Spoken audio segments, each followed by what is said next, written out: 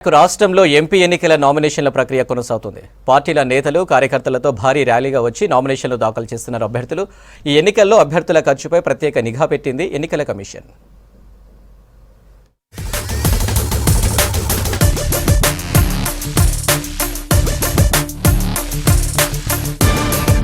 దేశంలో తెలంగాణలోనే ఎన్నికల ఖర్చు ఎక్కువన్న ఆరోపణలున్నాయి.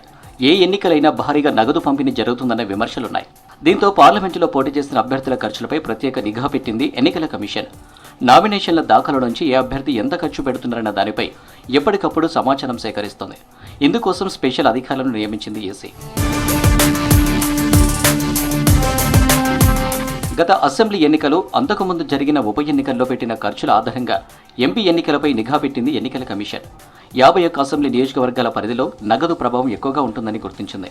ఈ నియోజకవర్గాలతో పాటు మిగతా చోట్ల ఓటర్లు, రాజకీయ నేతల నుంచి వచ్చే కంప్లైంట్స్ ఆధారంగా చర్యలు తీసుకునేందుకు సిద్ధమైంది.